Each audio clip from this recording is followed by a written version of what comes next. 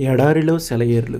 June 12 ఆయన యందు వారు ప్రతి విషయములోను అనగా సమస్త ఉపదేశములోను సమస్త జ్ఞానములోను ఐశ్వర్యవంతులైతిరి. 1 కొరింథీ 1:5.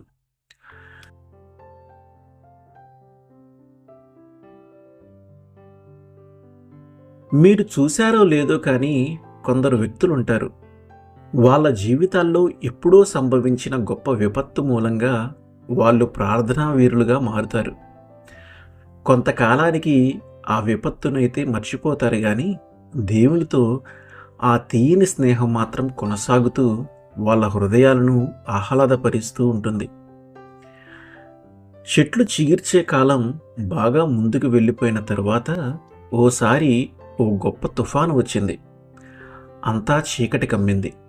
మబ్బుల్ని నిలువునా చీలుస్తూ ఘోష పెట్టే మెరుపులు తప్ప వేరే కాంతి కనిపించటం లేదు. గాలులు వీచినాయి, వర్షాలు కురిసినాయి, ఆకాశపు తలుపులు బార్లా తెరిసినట్టు ప్రళయం చెలరేగింది. అంతా సర్వనాశనమైంది. ఏదో ఒక ఆశ్రయం లేకుండా ఆరుబయట ఉన్నదేదీ ఆ తుఫాను దాటికి తట్టుకోలేకపోయింది. మహావృక్షాలే నిలువునా చీరుకుపోయాయి.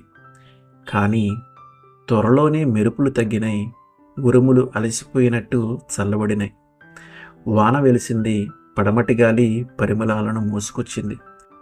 మబ్బులు విడిపోయినాయి. నిష్క్రమిస్తున్న తుఫాను ఆకాశం మెడకి ఇంద్రధనస్సును తువ్వాలుగా వేసి వెళ్ళిపోయింది.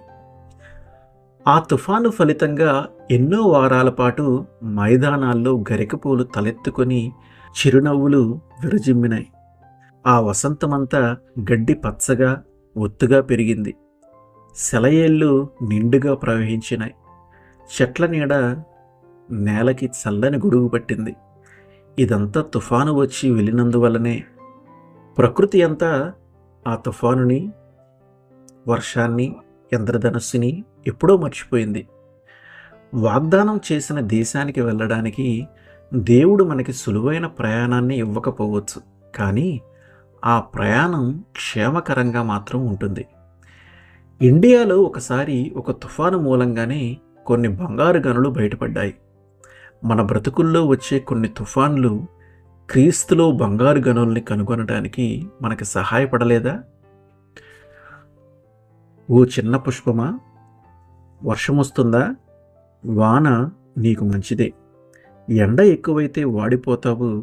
మేఘాలు గర్జించినా వాటి వెనకే మెరుస్తున్నది అందాల నీల గగనమండలం.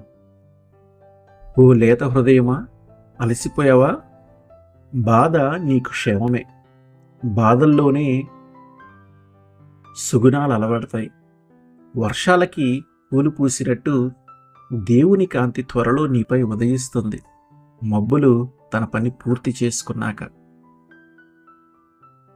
ఆమెన్.